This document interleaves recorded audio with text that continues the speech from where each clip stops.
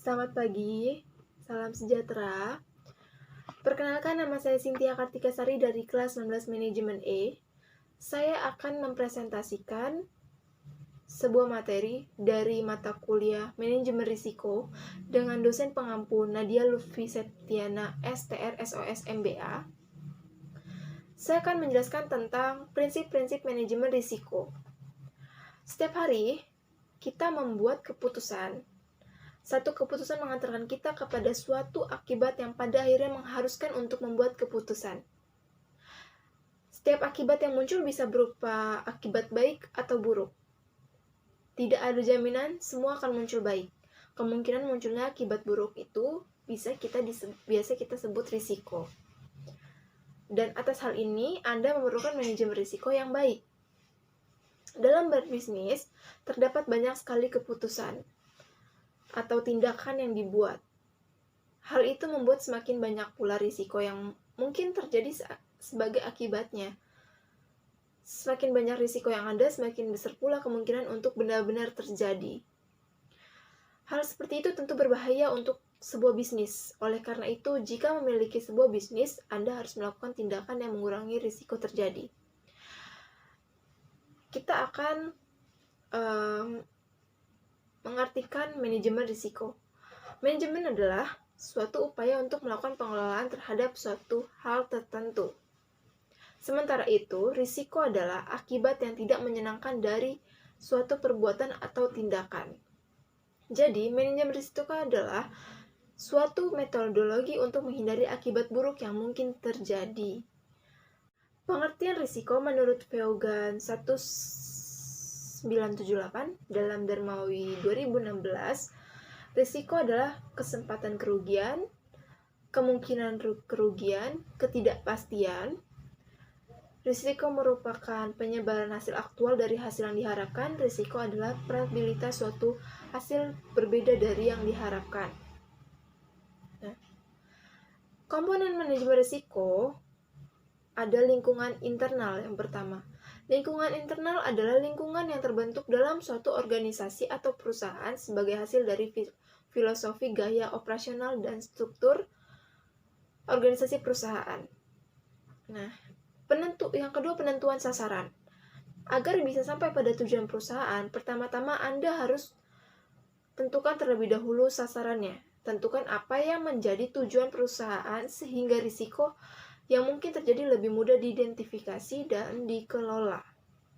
Oleh karena itu, segala kegiatan yang dilakukan oleh manajemen akan mengarahkan dan menunjang perusahaan untuk sampai pada tujuan yang ditentukan. Yang ketiga, identifikasi peristiwa. Manajemen harus mengidentifikasi kejadian yang berpotensi mengaruh strategi dan pencapaian tujuan perusahaan. Yang keempat, penilaian risiko. Setelah mengidentifikasi peristiwa yang memiliki potensi untuk mempengaruhi upaya pencapaian tujuan, langkah manajemen selanjutnya adalah menilai peristiwa-peristiwa tersebut. Apakah peristiwa tersebut mendekatkan perusahaan kepada tujuannya atau justru menjauhkan darinya? Yang kelima, tanggapan risiko. Setelah penilaian risiko, perusahaan harus menentukan tanggapannya terhadap risiko tersebut. Yang keenam, aktivitas pengendalian. Proses ini adalah mengidentifikasi informasi yang berkomunikasi dengan pihak-pihak terkait supaya setiap orang dapat menjalankan tugasnya dengan baik. Pemantauan. Pada komponen ini, manajemen melakukan pemantauan untuk memastikan bahwa setiap komponen yang berjalan dengan baik. Nah, ada jenis manajemen risiko. Jenisnya itu ada manajemen risiko operasional. Manajemen ini terkait dengan gangguan kegiatan operasional perusahaan yang timbul dari kegagalan fungsi internal seperti kesalahan manusia, kegagalan sistem, bencana alam, dan lain-lain. Manajemen hazard. Manajemen ini berkaitan dengan risiko-risiko yang berpotensi untuk mengakibatkan kebangkrutan atau kerusakan. Dan ada juga manajemen risiko finansial.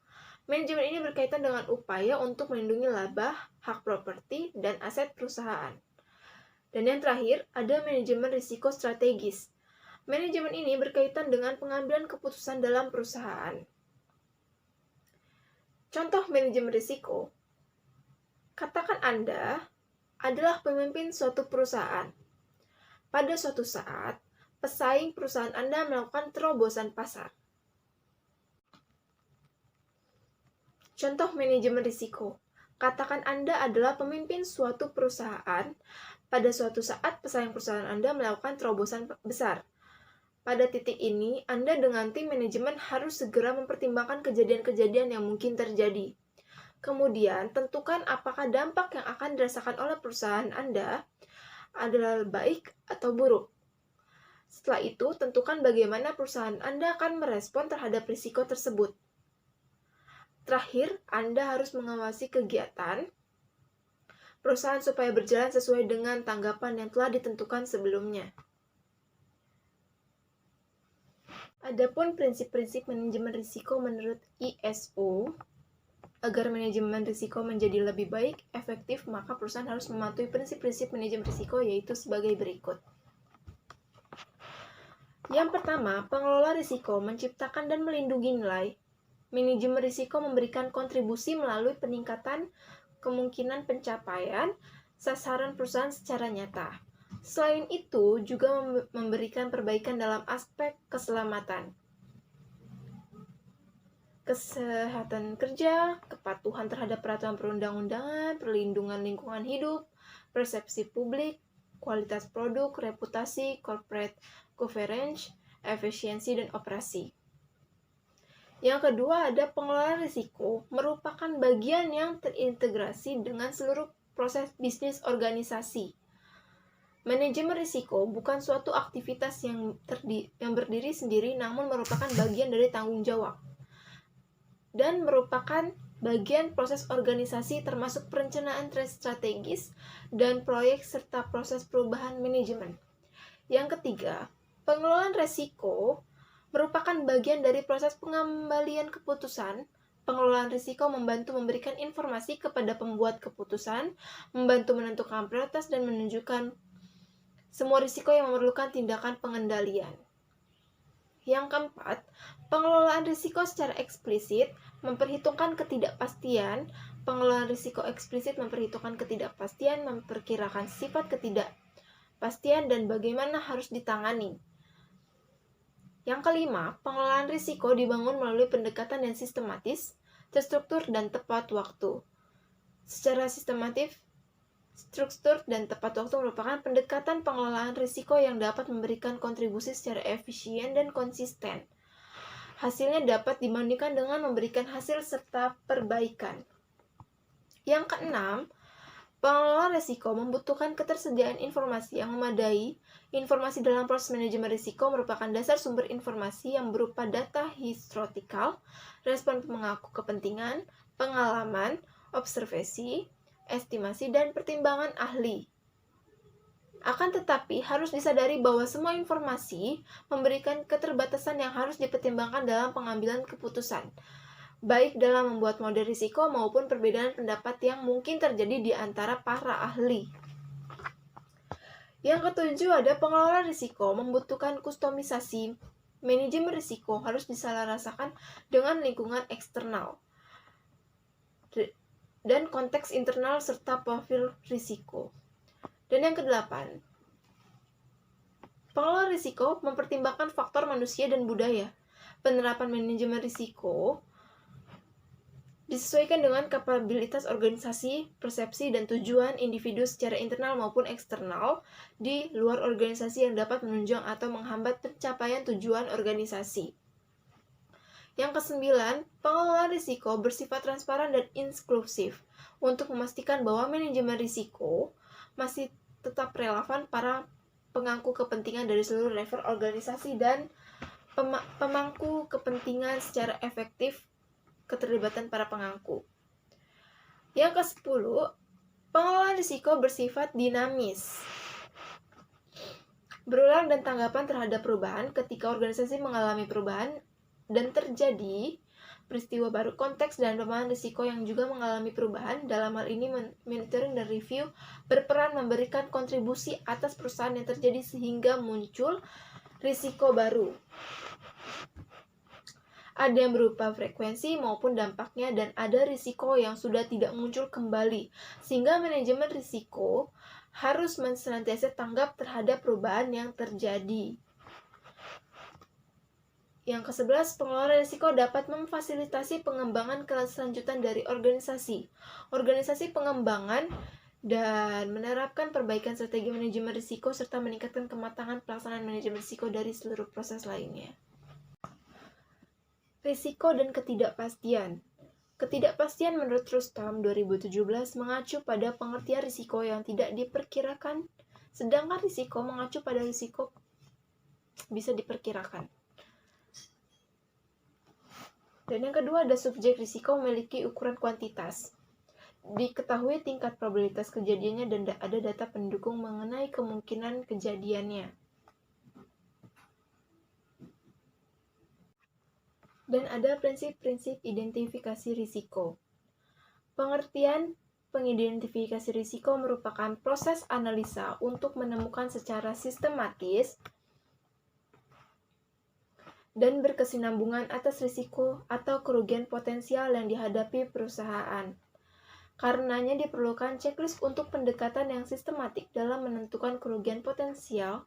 Salah satu alternatif sistem pengklasifikasi kerugian dalam suatu checklist adalah kerugian hak milik property losses, kewajiban pengganti kerugian yang lain liability losses, dan kerugian personalia personal losses. Checklist yang dibangun sebelumnya untuk menemukan risiko dan menjelaskan jenis-jenis kerugian yang dihadapi oleh suatu perusahaan dengan mengamati langsung jalannya operasi bekerjanya mesin, peralatan, lingkungan kerja, kebiasaan pegawai, dan seterusnya. Manajer risiko dapat mempelajari kemungkinan tentang hazard. Untuk itu, keberhasilan dalam mengidentifikasi risiko tergantung pada kerjasama yang erat dengan bagian-bagian lain yang terkait dalam perusahaan.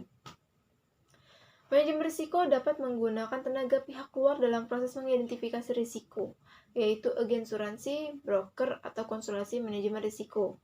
Hal ini tentunya punya kelemahan di mana mereka membatasi proses hanya pada risiko yang diasuransikan saja. Dalam hal ini memerlukan strategi manajemen untuk menentukan metode atau kombinasi metode yang cocok dengan situasi yang dihadapinya. Manfaat daftar kerugian potensial.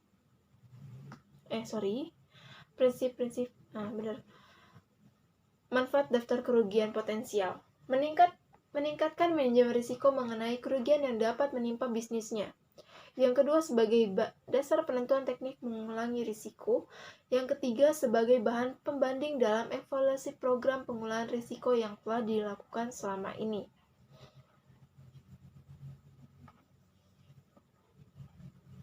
Sumber-sumber risiko. Lingkungan fisik,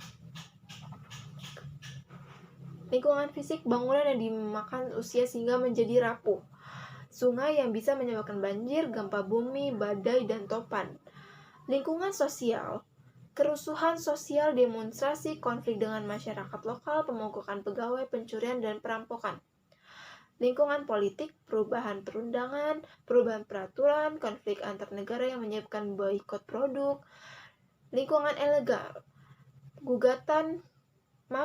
lingkungan legal, gugatan karena gagal mematuhi peraturan dan perundang yang berlaku.